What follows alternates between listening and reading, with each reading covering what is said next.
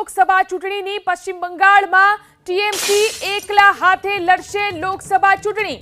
ટીએમસીએ 42 બેઠકો ઉપર ઉમેદવારોની જાહેરાત કરી તો પૂર્વ ક્રિકેટર યુસુફ પઠાણ બહેરામપુરથી લોકસભા ચૂંટણી લડશે। તો ટીએમસીએ 42 બેઠકો ઉપર પોતાના ઉમેદવારો જાહેર કર્યા છે। 42 બેઠકો ઉપર ઉમેદવારોની જાહેરાત કરી, જેમાં પૂર્વ ક્રિકેટર યુસુફ પઠાણ બહેરામપુરાથી લોકસભાની ચૂંટણી લડશે।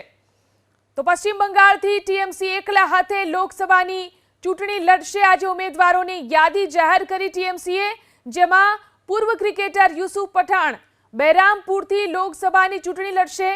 ગુજરાતના જાણીતા ક્રિકેટર યુસુફ પઠાણ કે જેઓ બહેરામપુર બેઠકથી લોકસભાની ચૂંટણી લડશે। ટીએમસીએ પોતાના ઉમેદવારોની જાહેરાત કરી છે।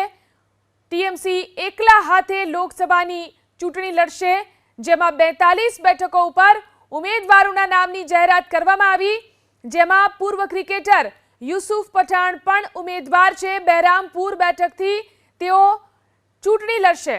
ટીએમસીની ઉમેદવારોની યાદીમાં પૂર્વ ક્રિકેટર યુસુફ પઠાણને પણ સ્થાન મળ્યું છે। બહેરામપુરથી તેઓ ચૂંટણી લડશે। તો ટીએમસી એકલા હાથે ચૂંટણી લડવાનો નિર્ણય કર્યો અને આજે 42 ઉમેદવારોની યાદી પણ જાહેર કરી દીધી છે।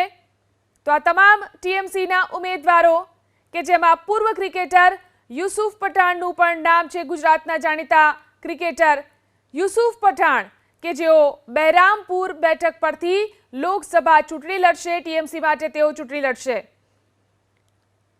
તો જે રીતે ચૂંટણી નજીક આવી રહી છે અને ઉમેદવારોની યાદી પણ ટીએમસી દ્વારા જાહેર કરવામાં આવી છે। આજે 42 ઉમેદવારોની યાદી ટીએમસીએ જાહેર કરી છે।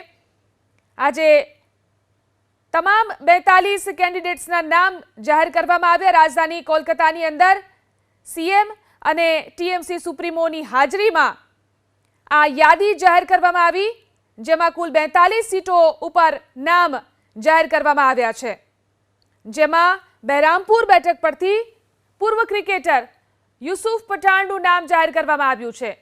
પશ્ચિમ બંગાળથી ટીએમસી એકલા હાથે ચૂંટણી લડશે આ નિર્ણય કરવામાં આવ્યો છે અને ત્યારબાદ આજે 42 બેઠકો ઉપર ઉમેદવારોના નામની જાહેરાત પણ કરી દેવામાં આવી છે। ત્યારે પૂર્વ ક્રિકેટર યુસુફ પઠાણ બહેરામપુર બેઠકથી લોકસભાની ચૂંટણી લડશે આ જાહેરાત કરવામાં આવી છે।